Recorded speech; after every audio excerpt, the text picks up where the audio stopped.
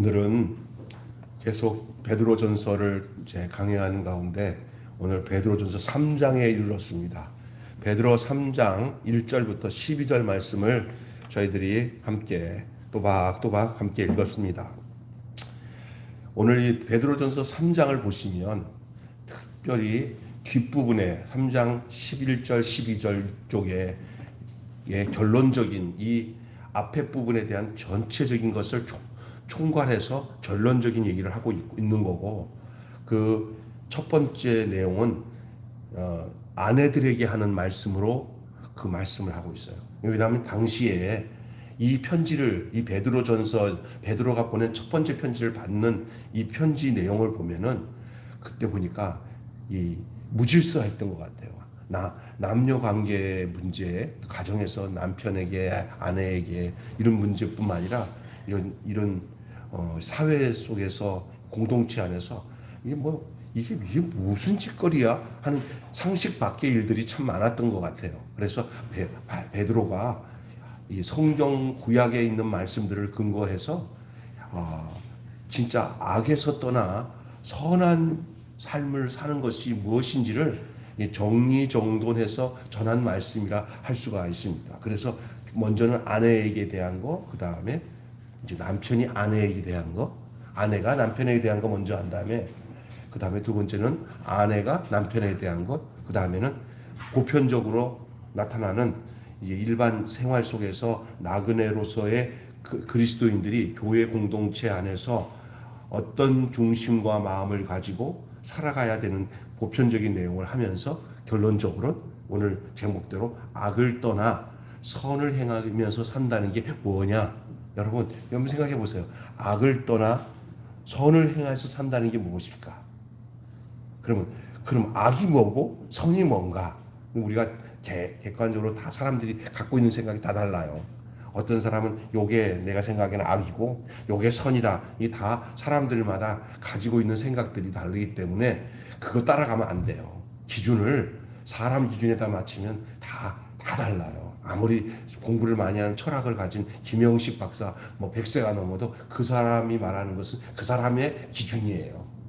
또 유명한 김창옥이나 이런 말 잘하는 그런 사람들 있잖아요. 아주 재밌게 얘기하잖아요. 근데 잘 들어보면 그 안에 나름대로 사상이 있잖아요. 근데 그것도 다 비슷하지만 다 달라요. 우리 믿는 사람들의 기준은 내가 존경하는 저 사람의 생각이 나랑 맞는 것 같아라고 해도 또 틀려요. 그러니까 우리는 어디다가 맞춰야 되냐면은 하나님의 눈에 늘 의식을 갖고 하나님에게 이끌려가는 그런 나도 하나님께, 우리 신실이 엄마도 하나님께, 그리고 우리 박 목사님도 하나님께, 우리 권사님도 하나님께 맞춰야 되지요. 어떤 사람이 고상한 지식을 갖고 있다고 거기 맞추다가 나중에 덜미 잡혀요. 따라서 합시다. 사람은 별 수 없다. 똑똑하다고 하고 학식이 많다 해도 인간이에요, 인간. 우리가 불교의 유명한 요즘에 법륜 스님이라고 있어요. 들어보면 참 재밌어요. 어떨 때는 목사님보다도 더 잘해. 그러면 뭐라고 하냐면은 믿음이 없어서 그렇다고, 믿음을 가지라고 그러고, 또 법륜 스님이 뭐라고 하는지 알아요? 얘기 듣다 보니까 당신은 교회 가면 좋겠다고 그래요. 아주 웃겨요. 아주 웃겨. 웃겨도 보통 웃겨요. 근데 아주 이치에 맞는 얘기를 해요. 그런데 자세히 보면 틀린 게 있어요. 그 사람은 사람이에요. 그러니까 모르는 거는 어떨 때는 딱 나도 몰라. 그는 내가 그것까지 어떻게 알아? 이 정확하게 그냥 얘기를 해요. 그러니까 이제 여러분이 이 악이라는 개념, 선이라는 개념을 인간의 기준에서 어떤 사람이 정의를 내려놓은 것을 이것이 정말이다 말할 곳이 하나도 없어요. 그러니까 여러분 기억해야 돼요. 그래서 오늘 저와 여러분이 제일 많이 다루는 게 가정 문제와 교회의 내용이에요. 당시에 이 베드로가 이 편지 3장에서 아내 부부 문제잖아요. 부부의 이야기야. 또한 일반 나그네로서 인생을 살아가는 모든 사람들이 교회 안에서 이루어지는 모든 관계 속에 나타나는 그 삶 속의 내용들에서 어떤 마음을 품고 살아가야 되는 내용들을 얘기를 하는데 그 모든 기반이 악을 떠나야 되고 선을 행한다는 게 무엇이냐. 이제 그 얘기를 하고 있는 거예요. 그래서 여러분 도중에 성경을 조금 읽기도 하고 재미있게 얘기해 나가겠습니다. 여러분 이 악한 세상에서 선하게 산다는 게 과연 무엇일까? 이 세상은 선하다고 생각하십니까? 그렇다면 그 사람은 좀 또라이예요. 세상은 악해요. 세상은 악합니다. 인정하시죠? 세상 사람은 만만하지 않습니다. 특별히 여러분 이 악한 세상에서 악을 주업으로 악한 생각과 악한 방법으로 주업으로 가지고 사는 사람들에게는 별 갈등이 없어요. 세상이 악해. 그 악을 먹고 사는 게 익숙해. 그래서 때로 따라 거짓말도 하고 아내를 괴롭히고 남편을 괴롭히고 자식을 괴롭히고 살아가도 세상 다 그런 건데 뭐 그렇게 하고 그냥 살아가요. 꿀떡꿀떡 술꾼이 술 마시듯이 항아리 어항 속에 그 금붕어가 그 어항에 있는 물을 꼴깍꼴깍 먹듯이 세상에서 그냥 악을 먹고 살아. 그냥 다 숨쉬는 것마다 악이야. 그 살아가는 가운데 조금 양심적인 사람은 그 사람과 좀 차별이 되니까 어떻게 저렇게 사냐? 왜 저럴 수가 있지? 세상에. 그렇지만 그 사람은 그 사람보다 좀 고상한 것 같아도 또 그보다 더 착한 사람 앞에서는 그 사람도 악해. 누가 하나 나는 완전 선하고 너는 다 악하다라고 얘기할 수 있는 사람은 이 세상에 없어. 이 세상은 다 죄가 있는 곳이고 죄인들이고 악한 사람들이에요. 그런데 죄라고 한 때는 약간 수동적인 말로 좀 약간 약한 느낌이 있고 악이라고 할 때는 좀 강한 느낌이 있잖아요. 이 두 개가 합치면 죄의 악이 되는 거예요.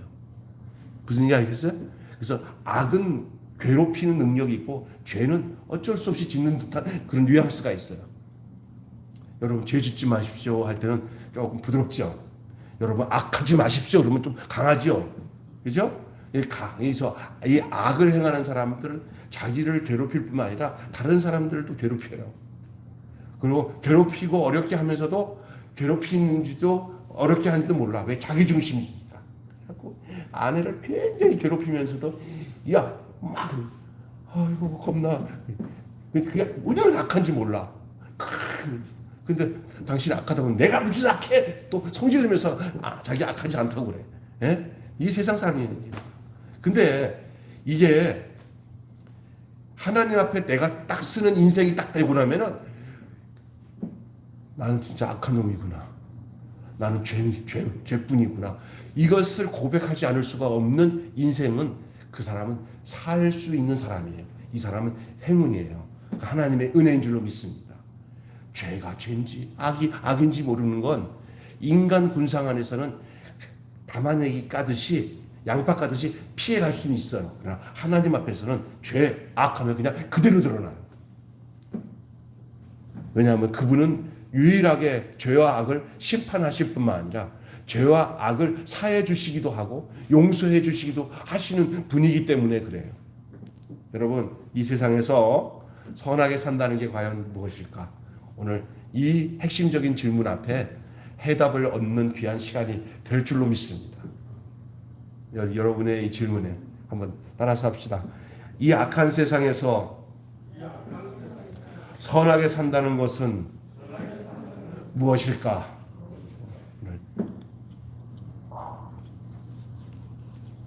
선하게 산다는 것이 무엇일까요? 그럼 선하게 산다는 게 거창한 일이 아닙니다. 여러분께서 뭐 선하게 산다고 하니까 뭐 일을 많이 해가지고 뭔가를 선한 구석을 만들어가지고 내가 이런 착하고 선한 일을 했습니다 하고 다른 사람에게 알리려고 하는 게 선한 일일까?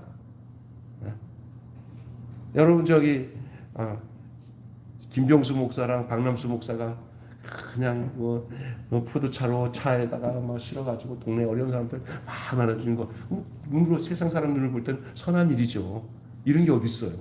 어려운 사람들 찾아가서 눈물 닦아주고 어려운 사람들의 문제를 해결해주고 우리 오늘 박 목사님은 다른 거 다 거두절미하고 가정에 파산이 돼가지고 빚 때문에 막 난감한 아줌마 한 분이 있어요. 한 연세가 서 목사님 나이랑 동갑이라고 하더라고. 그런데 이건 막장 인생이 돼버린 거예요. 막 빚을 져가지고. 파산 선고하는데 그 사람들이 뭘 연세가 들고 하니까 못하니까 그냥 박남수 목사를 막 의지하고 나 좀 살려달라니까 그 뭐 아는 사람인데 외면할 수 없잖아요. 이 착한 사람, 선한 사람은 힘들고 어려운 사람들이 나 살려달라 그러면은 하나님 마음으로 그걸 외면할 수가 없는 거예요. 그냥. 알아서 하세요. 내가 뭐 당신은 상관있어요. 그럴 수 있는 관계가 아니거든. 이미 좀 친해져서. 그러니까 살려니까 그냥 가서 그냥 몇 달 동안 지금 가가지고 대신 변호인으로 가가지고 그 저기 보호자로 가가지고 그 보호자가 없어요. 그게 그냥 아들같이 그냥 어쩌다가 그렇게 됐어. 같은 동네 같은 건물에 살다. 그래가지고 거기서 그냥 뭐 법정에서 하는 거 뭐 땡땡 때리는 것까지 전부 서류 같은 거 만들어 다 해. 내가 보면 저 사람이 저 왜 저럴까? 세상 사람들은 자기 중심으로 사는 사람들에는 절대 이해가 되지 않는 구석이에요. 이해가 돼. 그러나 그리스도 안에서 하나님 안에서 사는 사람들에게는 이게 선한 일이에요. 말로만 아이고 한 게 아니에요. 실제로 솔직히 말해서 짜증 나면서 할 때도 있어요. 그 사람이라. 그런데도 그래도 하나님이 묶어준 거야 인생이. 자기 자식도 아니고 핏줄도 아니야. 하나님이 그냥 서로 그 어떻게 이렇게 엮여가지고 그냥 안면도 알게 되고 또 계속 필요하니까 이렇게 하다 보니까 그냥 그 수급자로 같이 이렇게 집을 얻어가지고 같이 살다 보니까 친해지니까 여동생까지 와가지고 나도 살려달라고 달라붙어서 두 남매를 지금 저기 저런 아들도 없어. 그냥 아들도 아닌 아들이 돼가지고 돌보고 있어요. 이건 세상적으로 이해가 안 되는데 하나님 안에서는 이해가 돼요. 저는 적용으로 이해가 돼요.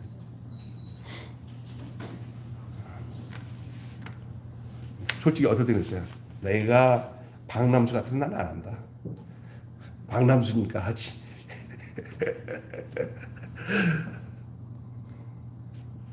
그래서 오늘 내가 하루 종일 박남수 목사님 하는 일 내가 다 하면서 아주 그냥 저녁에 좀 설교하면서 졸려요. 너무 피곤해가지고.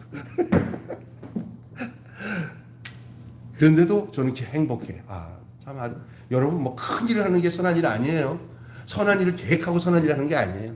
하나님이 내게 일상에서 주어진 일에 예? 세상 사람들은 저러네. 저기 왜 이타주의로 살아? 남을 위해서 사네. 자기 일도 아닌데 왜 저렇게 사랑을 베풀어? 다른 사람 이해도 안 되지만 이게 큰 일을 하기 위해서 계획하고 일하는 거 아니에요. 어쩌다 마주친 이거예요. 어쩌다 마주친 사람들이에요. 하나님이 내게 마주치. 어떻게 해서 관계를 맺은 사람이에요. 우리는 뭔가 계획해서 이쪽 구석에 우리가 계획을 가지고 선한 일을 하자 이런 게 아니에요. 인생을 살다 보면은 하나님께서 인연으로 만나준 사람들이 있잖아요. 인연으로.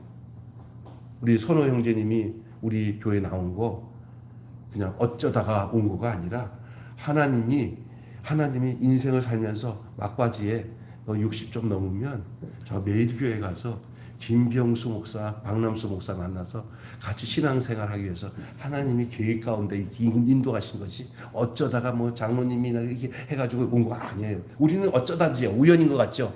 근데 하나님의 계획 속에는 그게 필연이에요. 필연. 나를 사랑하신 하나님의 필연이에요. 우리 박남수 목사님 여기 온 것도 희한해요. 우리가 뭐 전도사님 목사님으로 교회를 청빙하는 것도 아니야. 그냥 우리 저 3층에 있을 때 그냥 그렇게 교회에서 무슨 행사가 있어서 뭐 건축하는 바닥하는 우리 장로님 오셔가지고 저기 그 분이 이렇게 뭘 강의를 하는데 본인이 이렇게 이제 그런 일을 하니까 박희봉 목사님 통해가지고 왔다가 자기가 신학생이라는 것 때문에 어디 교회를 딱 결정하는데 우리 교회로 좀 내가 그래서 이왕이면 우리 교회에서 그냥 전도사 생활하세요 그랬더니 그냥 그래요? 아무 소리 안 하고 그러면서 그냥 평신도로서 그냥 이렇게 열심히 봉사하다가 여기 신학교 졸업하게 되고 또 졸업한 다음에 대학원까지 졸업해서 여기 목사 안수까지 받고 아이고 지금 이렇게 또 푸드 사역에 이제 매진해서 일하게 이게 다 사람이 하는 게 아니에요. 저렇게 좋은 사람은 우리가 1년에 연봉 얼마 줘서 청빙 받고 나가가지고 이렇게 된 게 아니에요.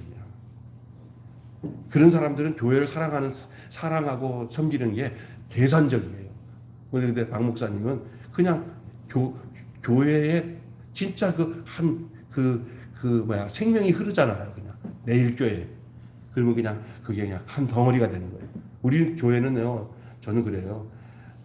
앞으로도 제가 뭐 그를 그렇게 막 기업적 이렇게 사업적으로 큰 교회가 아니기 때문에 어떻게든지 이렇게 계산적으로 한 게 아니라 그냥 교회 일원으로서의 그런 직분자들이지, 우리가 뭐 좋은 능력 있는 목사 모시기 위해서 한 달에 얼마씩 뭐 해줄 테니까 우리 위해서 열심히 전도하면 우리가 이런 상업적인 사랑 안 하면 안 하지. 우리는 함께 살기 위해서 목사가 되고, 함께 살기 위해서 집사가 되고, 함께 살기 위해서 권사가 되기 위해서 모여진 생명 공동체인 줄 믿습니다. 아멘. 그래서 뭐 나중에 뭐 이렇게 하나님이 여러 가지 물질적으로 풍요로우면 또 풍요롭게 대접도 하지만, 어려운 개척교회 때는 서로 어려운 대로 서로 힘 합쳐서 살아가는 거예요. 이게 굉장히 중요한 거예요. 그래서 여러분, 제가 얘기하는 것이 선한 일은 거창한 일이 아닙니다. 따라서 합시다. 선한 일은 거창한 데서 시작 안 합니다. 네. 선하게 산다는 것은 거창한 일이 아니에요. 일상에서 구원되어야 할 진리가 선한 일이에요. 일상에서. 자신에게 맡겨진 자리에서 정의가 되는 선의 개념은 다른 거예요. 다른 거. 절대 달라요. 그래서 제가 아까 전에 얘기한 걸 풀어서 얘기한 거예요. 아까 전에. 무슨 얘기냐면, 정도에는 차이가 있을 것일 수 있어요. 사람마다 그 선의 개념, 정도의 차이는. 제가 모조리 그거 다 틀렸다 얘기 안 하는 거예요. 김영석 교수가 갖고 있는 선의 개념, 또 이렇게 하는 사람들의 선의 개념, 어떤 목사님, 인간 목사님이 갖고 있는 선의 개념, 다 사람마다 가지고 있는 윤리관과 선의 개념이 있을 거예요. 다 달라요. 어떤 사람은 우리 눈에 볼 때 참 고상하고 좀 이해가 된다. 야, 저거다. 얘기할 수 있지만, 그러나 한마디로 정해 줄 수는 없어요. 그 정확하게 선이다라고 확실하게 정해 주는 것은 하나님의 눈을 의식하는 도리밖에 없습니다. 하나님의 눈을 의식하는 도리밖에 없어요. 이걸 제가 뭐라고 그랬어요? 선이라고 하기도 하지만은 그가 의롭게 살아가는, 그래서 죄 안 짓고 하나님의 의식으로 살아가기 때문에 범죄할 수 있는 형태에서도 고난을 받더라도 범죄를 저지르지 않을 수 있었던 요셉처럼, 그 보디발 여인 장군 부인이 청년 요셉이 탐나가지고 막 했을 때 이 청년 요셉이 뭐라고 그래요? 내가 어찌 하나님 앞에서 득죄할 수 있겠습니까? 하고 그냥 뿌리쳐 나가니까 뒤집어 쓰고 감옥에 가잖아요. 예, 저놈이 나를 겁탈하려고 했다고 지가 그래놓고 그잖아요. 예? 그런데도 불구하고 그게 뭐냐? 하나님 의식이에요. 하나님이 나를 본다. 이것을 느끼고 사는 게 선이에요. 아멘. 내 똑똑함, 내 잘남, 내 지식, 난 이렇게 살아야 되는 게 내 삶에 참 옳다고 생각해. 요건 다 달라요. 사람마다. 태어난 상황도 다르고 배운 것도 다르고 생각하는 초점들이 다르기 때문에 다 달라요. 이런데 너무 함몰되지 마시고 따라가지 마시고요. 단 하나 분명한 사실을 얘기할게요. 하나님 눈을 의식하는 거. 내가 어찌 하나님 앞에서 득죄할 수 있느냐. 하나님 앞에서 시퍼렇게 살아있는 하나님의 눈동자 앞에서 내가 서 있는 거. 할렐루야. 요셉이 그것 때문에 그 청년의 정욕을 이긴 거예요. 안 그랬으면 하나님의 눈에 의식이 없었다고 생각해 보세요.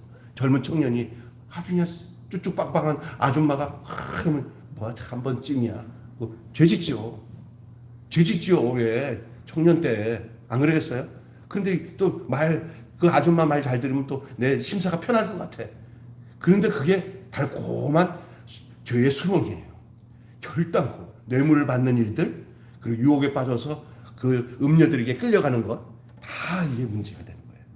그 솔로몬이 그 잠언에 보면은 솔로몬이 이렇게 창가에서 이렇게 쳐다보는데 그 밑에 예쁘게 차려입은 그 음녀 여인이 어떤 소년이 지나가니까 그러면서 우리 집에 화단음료가 딱 깔려있고 우리 남편이 멀리 여행 가는데 그러는데 청년 나랑 같이 이렇게 하는 것을 이렇게 보니까 그 짓을 하고 있는 거예요.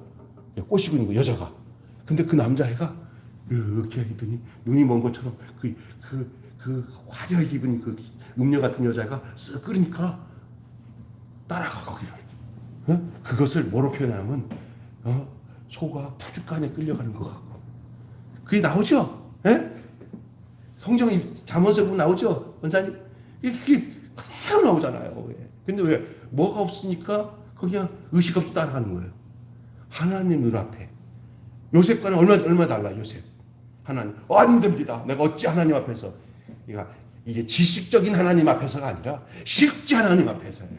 신앙은 실제 하나님 앞에서 살려야지 어떤 개념이나 지식으로 하나님 앞에서는 다 가짜 거짓부렁이에요. 거짓부렁. 실제 하나님 앞에서.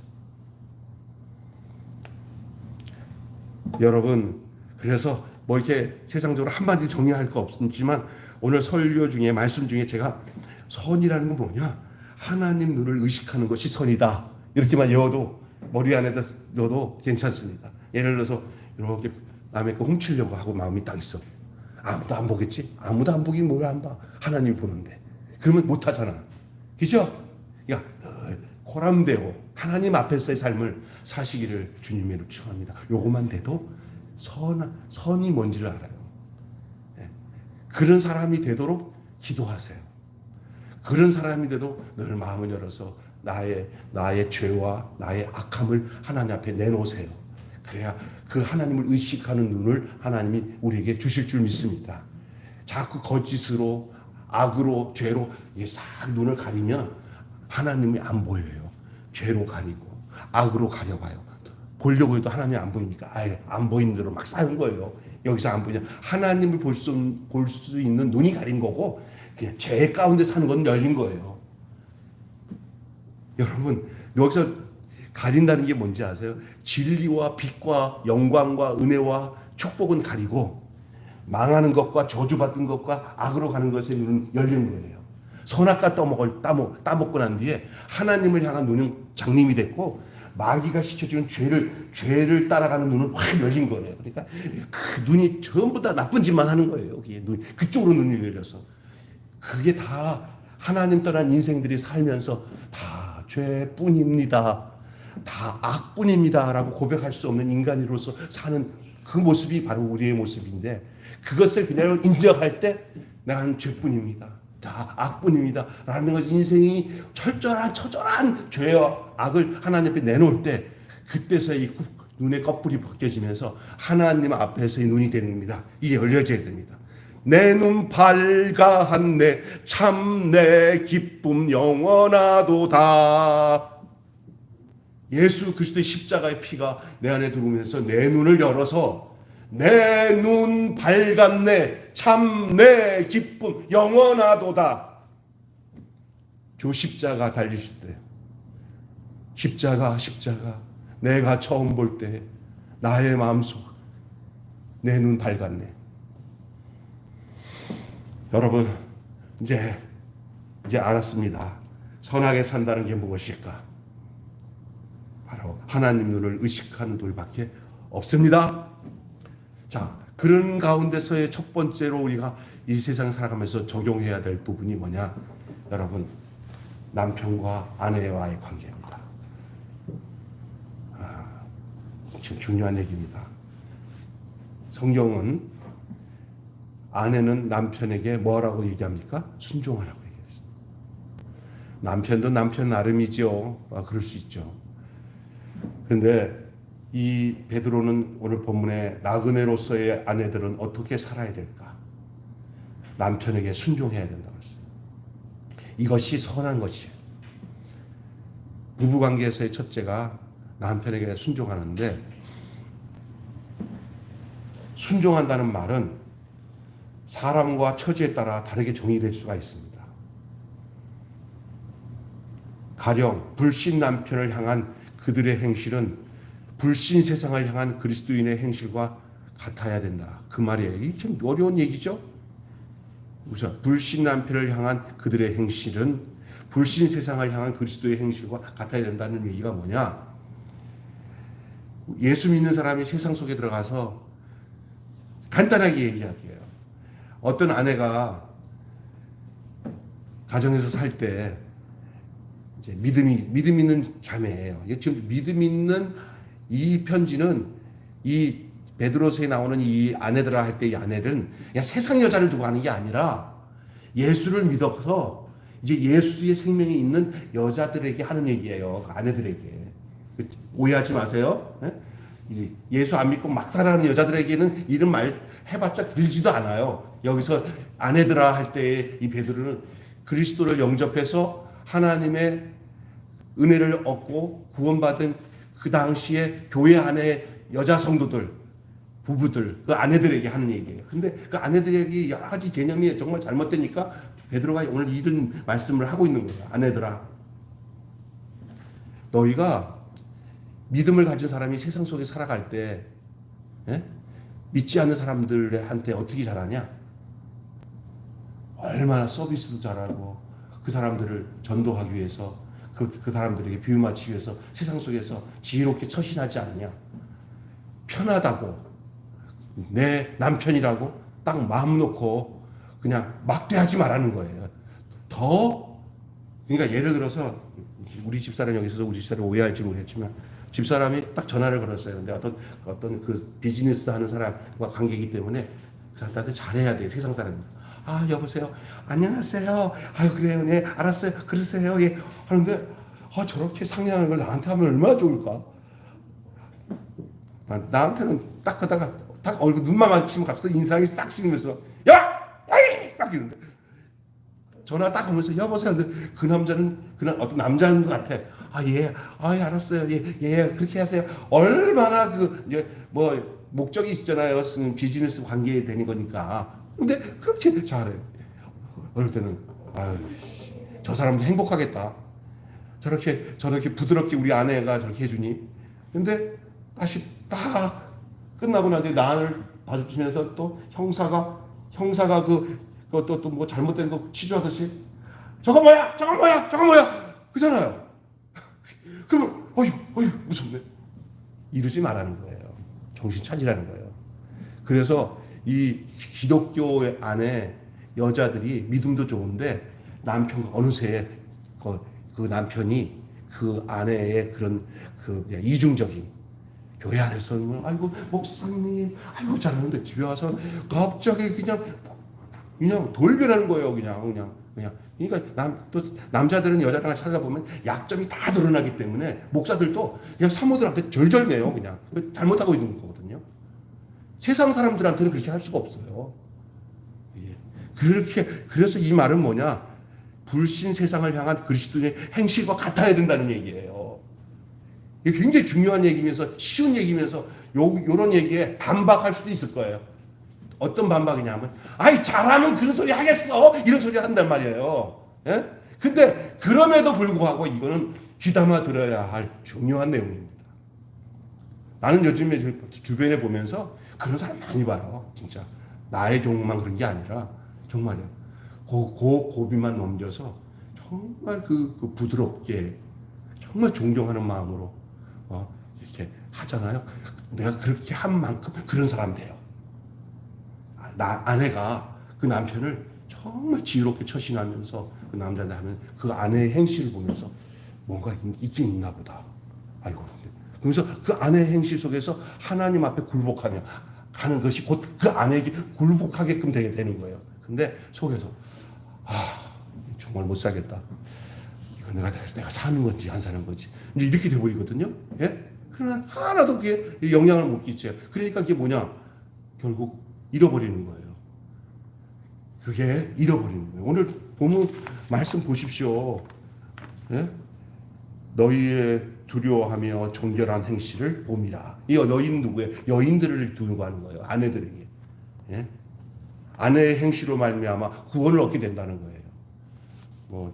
저 같은 사람들 이미 구원받아서 이런 아내가 아니더라도 저는 이미 달관하고 사니까 괜찮지만 먼저 믿음을 가진 자매들이 어떤 남편을 정말로 하나님 앞에서 구원하게 하기 위해서는 정말 이런 것 정말 귀담아 이 본문을 살펴볼 필요가 있는 내용이에요. 이게 베드로가 그냥 쓴 편지가 아니에요. 그 당시도 시대는 달라도 이것이 그대로 통용되고 적용될 수 있는 말씀이었기 때문에 이 말씀을 편지를 써서 보낸 거예요. 이해가 되세요? 그러면서 여자 예언자는 외적으로 막 화려하게 단장하고 뭐 이렇게 뭐 사치를 부리고 이것이 남편한테 행할 일이나, 그런데 대부분 이게 남편한테 행할 일이 아니에요. 이미 머리에다가 뭐 외모에 뭐 이렇게 금을 차고 아름다운 옷을 입고 외모라고 이렇게 하잖아요. 이렇게 입지 말라는 얘기가 아니라 무작정 그것만 즐기는 사람들이 있어요. 속사람, 여기 보면 오직 마음에 숨은 사람이래요. 이 마음에 숨은 사람. 여러분, 이 마음에 숨은 사람에 대한 얘기를 나중에 내가 진짜 요거 갖고만 얘기를 할게요. 이 마음에 숨은 사람. 눈에 겉으로 드러나지 않은 마음에 숨은 사람. 예수 믿고 사는 사람들은, 하나님의 자녀가 된 사람들은 이 마음에 숨은 사람을 가장 중요하게 여겨야 돼요. 속사람. 아멘. 그 속사람은, 겉사람은 머리를 꾸미고 금을 차고 아름다운 화려한 옷을 입는 데다가 관심을 두지만, 마음에 숨은 사람은 그렇지 않고 늘 온유하고 안정한 심령에 썩지 아니할 것으로 하는 거예요. 그게 뭘까요? 하나님의 말씀은, 그 인격, 그 말씨, 이런 것들이 다 하나님 앞에서 버물러 나온 그 생명의 내용을 가지고 대하는 거예요. 저는 감사하게 우리 사모 집사람한테는 이게 진짜 있어요. 내가 늘 존경하죠. 속에 숨은 사람이 너무 아름다워요. 여러분도 이 속에 숨은 사람을 이렇게, 이거는 여자들만에게만 적용하려고 하지 마세요. 우리도 적용돼야 될 말씀인 줄 믿습니다. 마음에 숨은 사람. 이것이 하나님 앞에 값진 것이다. 특별히 아내들한테 얘기하는 거예요. 자, 그러면서 전에 하나님께 소망을 두었던 거룩한 부녀들도 이와 같이 자기 남편에게 순종함으로 자기를 단장했는데, 외모를 치장하는 것은 2차고 안에 숨은 사람을 단장하는 것, 온유하고 그리고 썩지 아니할 값진 것으로 단장하는 이것을 먼저 했다는 거예요. 이런 여인이 바로 에스더 같은 여인이고, 이런 여인이 리브가 같은 여인이었고, 이런 여인이 누군지 아세요? 예? 이런 여인이 어떤 여인이냐? 사라 같은 여인이 그런 여인이었다는 거예요. 여러분 잠언서 보면은 현숙한 여인이 나와요. 잠언 31장인가? 30장에 현숙한 여인이 나와요. 그 현숙한 여인의 모습을 보면서 여러분이 기억을 해야 되는 거예요. 예? 그래서 6절에 사라가 아브라함을 주라 칭하여 순종한 것 같이 너희는 선을 행하고 아무 두려운 일에도 놀라지 아니하며 그의 딸이 된 것이니라.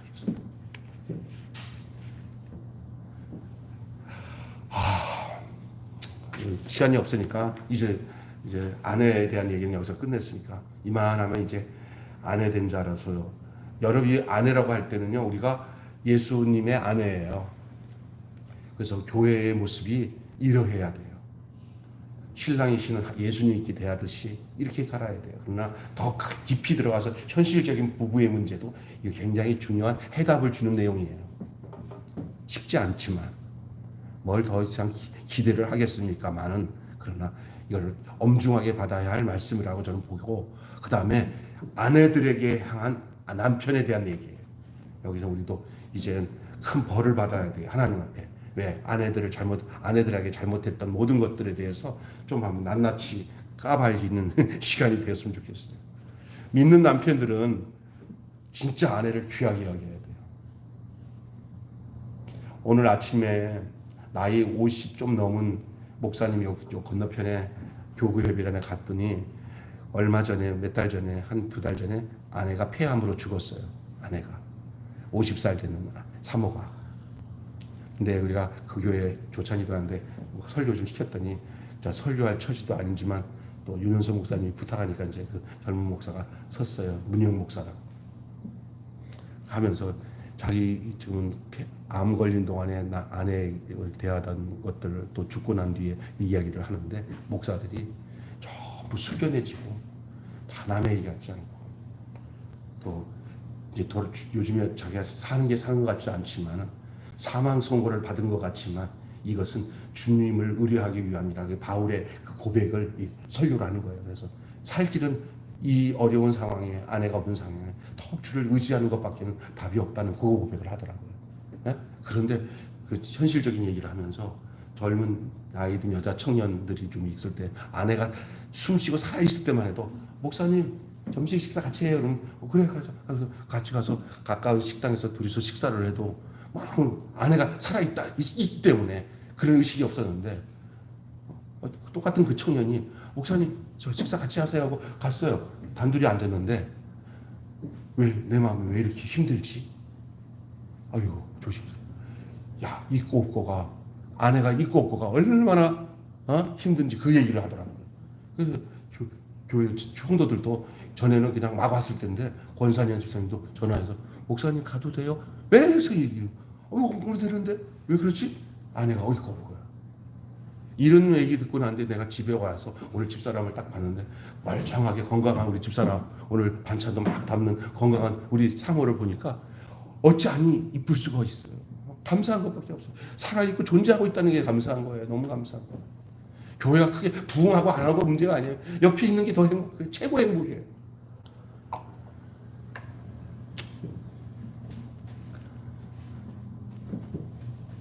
믿는 남편은 당연히 아내를 귀하게 여겨야 돼요. 왜냐하면 자기 한 몸이에요. 한 몸.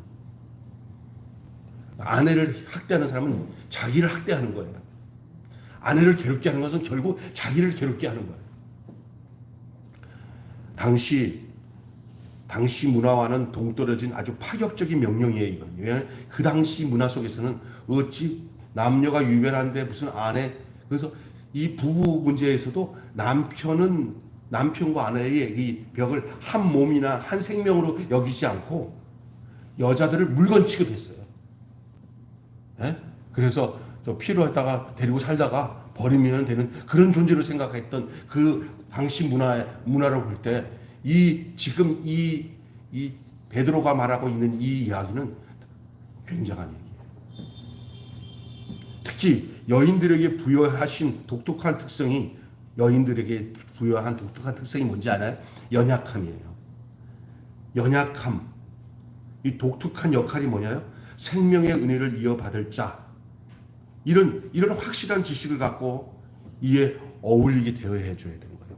약하다는 그 자체가 그 사람을 완전히 내가 보호하지 않으면 안 되는 그런 존재로서 그거를 대해야 된다는 거예요. 요즘에 힘 약한 여자들을 막 그냥 남자가 힘세다고 막 완력을 하는 것은 이건 세상 말로 하나님 앞에서 정말 천벌받을 짓이에요. 폭력을 행하거나 마음대로 그냥 여자들은 약하게 태어났기 때문에 하나님의 특별하신 보호하심을 받는데 그 보호의 역할을 누구에게 맡겼냐면 그 남자에게 맡겼어요. 남편에게. 남편은 남의 편이 아니라 내 편이에요. 내 편. 여자에게 있어서. 아멘. 그래서 자기가 예수 그리스도가 자기 생명을 내어주셔서 교회를 보호하시듯이 아내를 보호하는 게 남편의 역할이에요.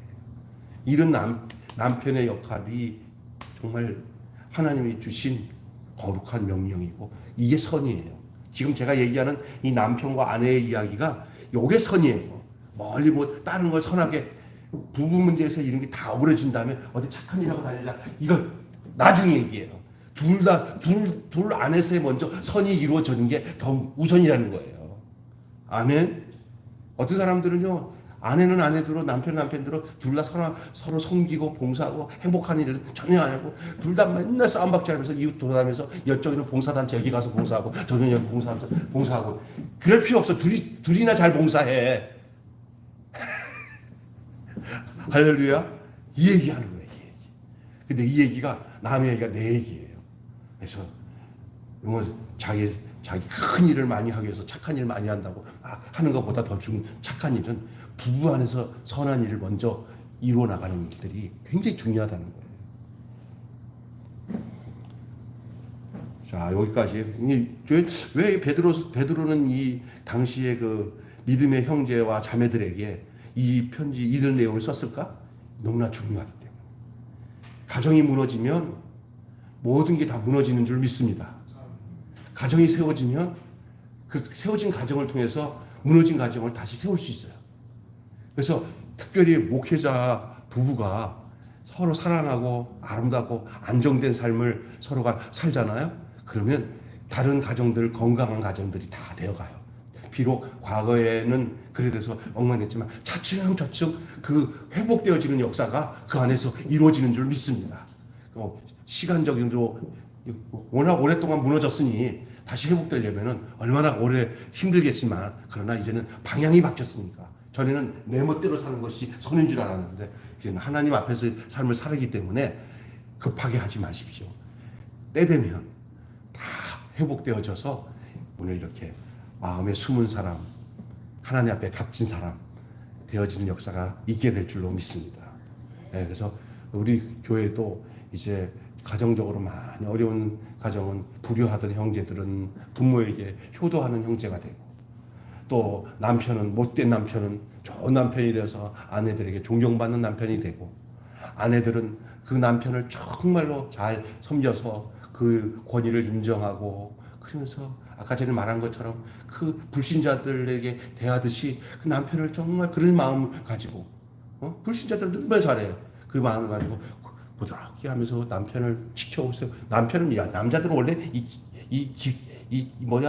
기가 잘리면은요, 남자는 그냥 다 죽어요. 남자들 좀 칭찬 좀 해주셔야 돼. 아이고, 당신 잘한다. 근데 죄송합니다. 우리 집사람한테, 야, 좀 칭찬 좀 해주라 그러면, 당신은 스스로 잘나가지고, 저 칭찬하면 날아가 버린대. 그런데, 그래도 남자는 그 기에 사는 거예요. 정말이죠? 예?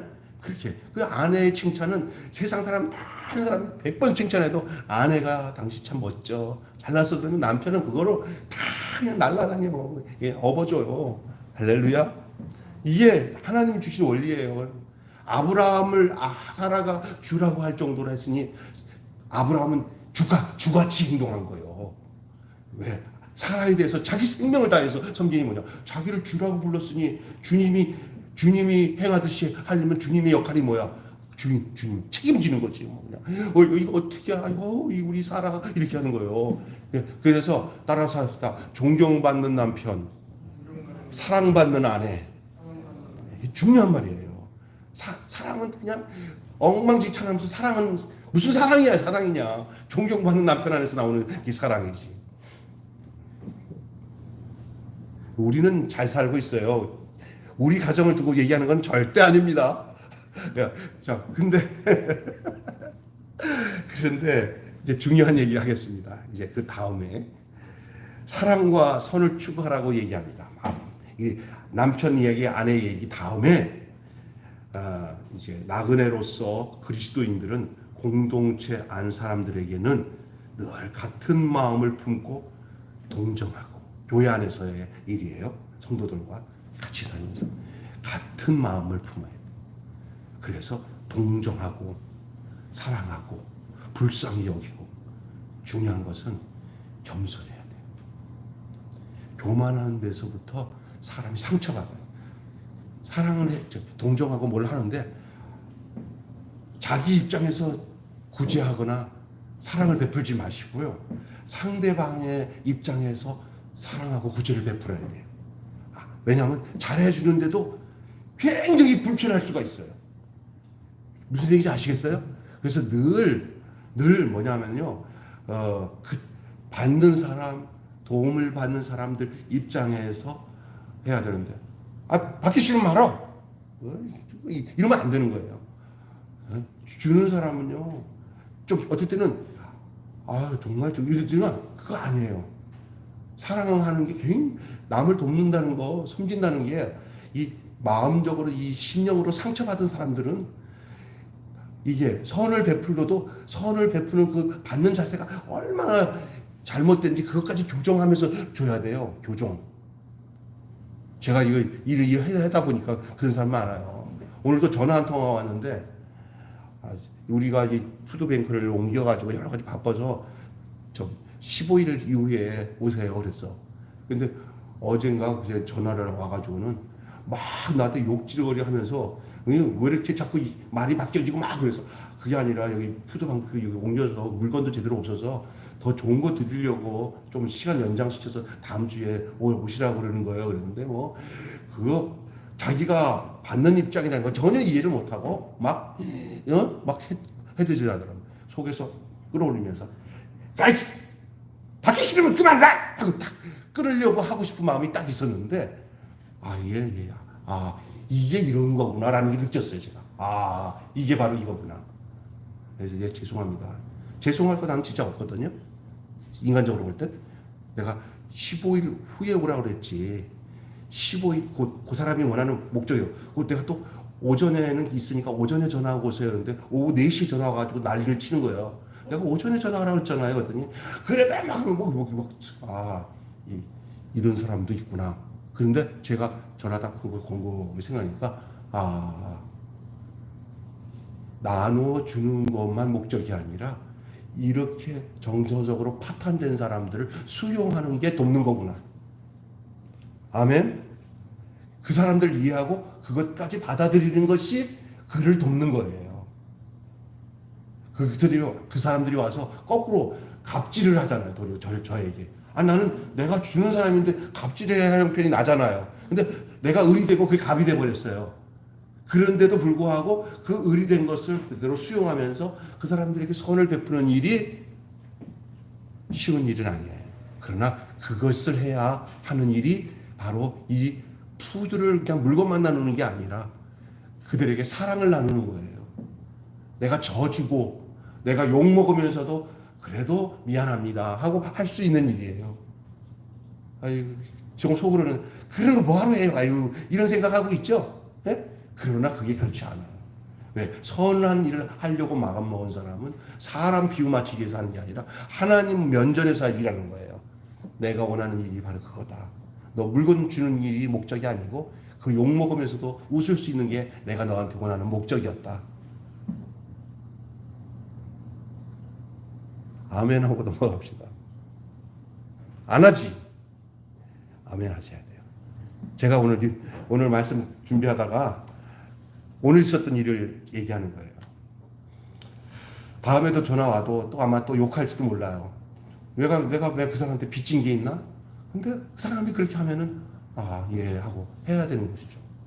요 고비를 넘기면 다른 어떤 것들도 다 이겨낼 것 같은 생각이 들더라고요. 예. 박 목사님도 기분 나빠도 큰 소리 치지 마십시오. 네.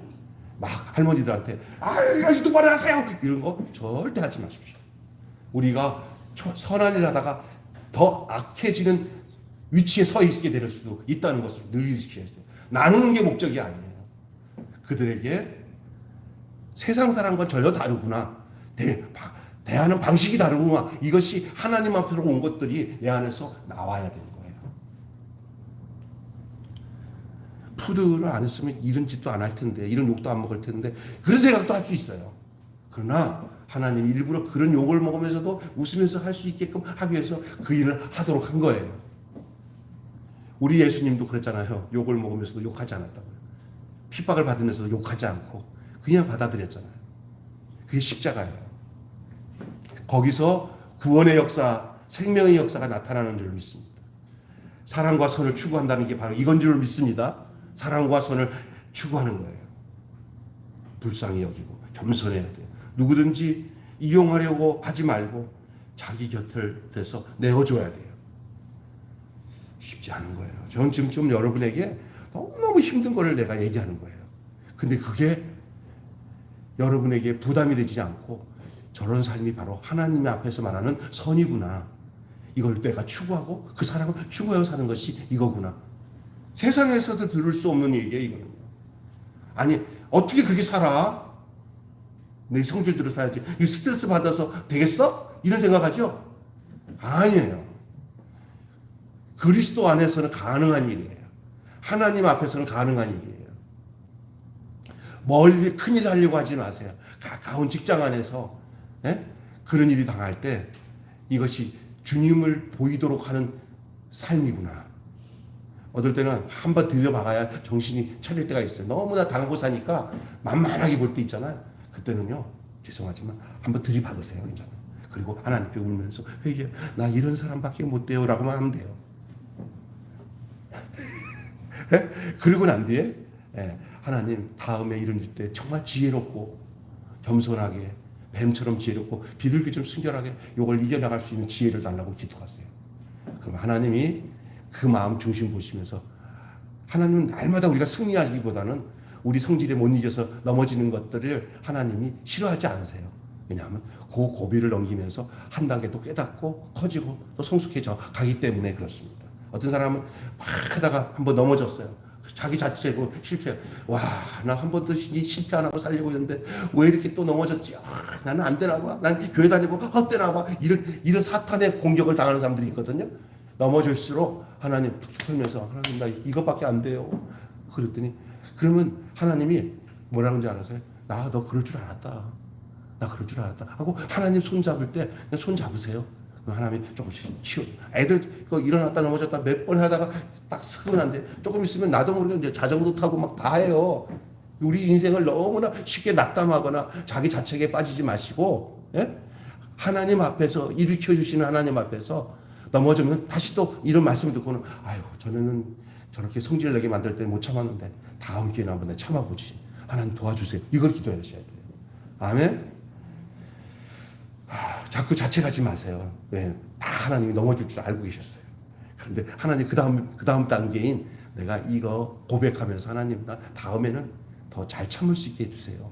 자, 이겨낼 수 있게 해주세요. 라고 기도하면은 그때 어느 순간에 나도 모르게 날개짓하고 나도 모르게 발톱 서서 일어날 수 있는 그 때가 와요. 어린아이가 쓰는 것처럼. 그러니까 따라서 합시다. 주님 안 떠나면 된다. 교회만 안 떠나고 100번 넘어져도 교회 안 떠나고 목사님과 성경 공부하는 것 중단하지 않고 계속하면은 그 사람은 반드시 성장합니다. 반드시 새로워집니다. 하나님이 그렇게 하십니다. 목사가 하는 게 아니라 하나님이 이렇게 하십니다. 말씀이 그렇게 만들어 줍니다. 예? 그래서 그들에게 공감하고 함께 통감하는 일들 그렇게 되어지면 이제 폭이 넓어져요. 통감하게 되고 아픈 사람에 대해서 아파하는 마음도 갖고, 예? 또 그 사람들이 그 사람 상대방 입장도 이해하게 되고 이런 것들이 성숙해지는 거예요. 자기밖에 모르는 사람이 다른 사람의 아픔을 나의 아픔을 느끼는 순간이 그게 성숙해지는 거예요. 그리스도인은 선을 행하고 화평을 추구해야 합니다. 무엇이 선입니까? 무엇이 타협이 아닌 화평입니까? 우리 눈이 의인의 편을 들어주시는 그 하나님만 바라면서 살아가야 됩니다. 하나님은 절대 악인을 향하지 않고 의인을 향해서 바라보시는 하나님입니다. 그것을 우리를 향해서 바라보시는 하나님을 우리가 목도하기도 하지만 또 의롭다고 생각하시는 그 사람을 향하여 하나님이 참고 인내하며 살아가는 그 사람을 향하는 모습을 우리가 간접적으로라도 볼 수 있는 눈이 열려져야 될 줄로 믿습니다. 그분의 말씀을 따라서 늘 조율하고 또 결정하고 그렇게 나가야 합니다. 단숨에 되지 않더라도 점점 그분과 같아질 거예요. 그러나 알게 모르게 어느 순간에 우리의 인격과 우리의 내적 속사람이 완전히 주님을 닮은 사람으로 만들어질 때까지 우리 주님 곁에서 늘 주시는 말씀에 청종하고 순종하고 살면 어느 날 내 안에서 자연적으로 하나님이 원하시는 그 뜻대로 내 말이 나오고 내 삶이 나오는 그날을 우리가 기다리면서 살 때 어느 날 돼요. 어느 날. 그것을 전혀 잊지 마시기 바랍니다. 설사 내 기준에 하나님과 앞에서 내가 아직 운전지 못하다 하더라도 내 손 잡고 계시는 하나님이 내 손 잡고 있다는 것 하나는 잊지 않고 산다는 것은 인생에서 가장 행복한 거예요. 할렐루야.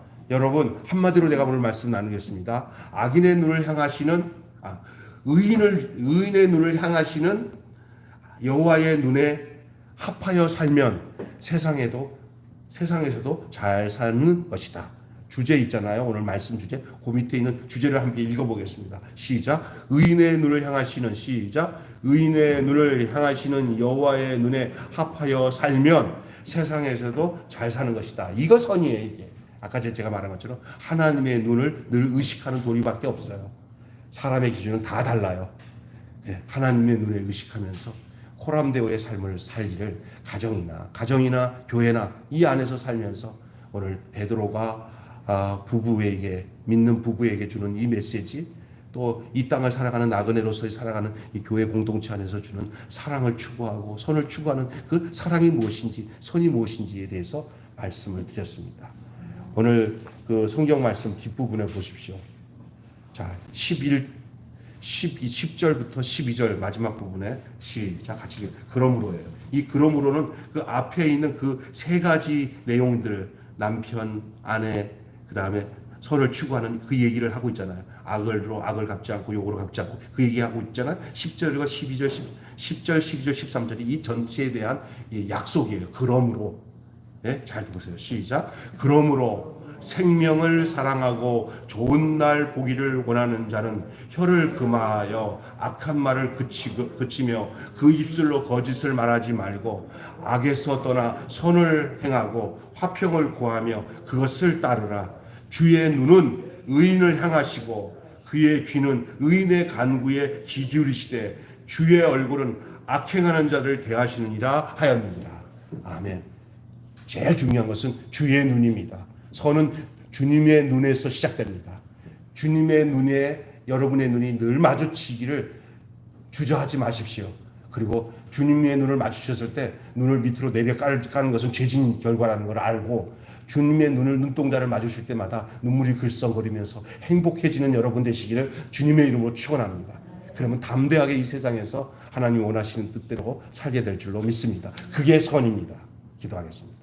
하나님, 주님이 나를 쳐다볼 때 내가 비록 부족한 거 연약한 거 많고 죄진 거 많아도 주님 눈동자와 내 눈동자가 마주칠 때 그 주님의 사랑을 느끼고 그 주님의 사랑 때문에 이 세상을 살아가는 동안에 주님 주신 사랑으로 살 마음이 주님 눈동자를 마주치는 즉시 내 눈에서 눈물이 나며 내 눈이 이제 띄어져서 보는 눈이 달라지고 바라보는 눈이 달라지는데 그 눈이 옛날엔 증오의 눈이고 무관심의 눈이었다면 이제는 그 눈이 사랑의 눈이요 관심의 눈이요 그리고 주님이 나를 바라봤던 그 눈동자로 또한 다른 사람을 바라볼 수 있는 눈이 되게 하여 주시옵소서. 그것이 바로 우리에게 주시는 선인 줄로 믿습니다. 세상이 가지고 있는 고상한 사람들이 가지고 있는 여러 가지 선의 개념은 다 다릅니다. 그러나 예수 믿는 사람은 하나님의 눈에서 시작되는 그 선을 소유한 사람인 줄로 믿습니다.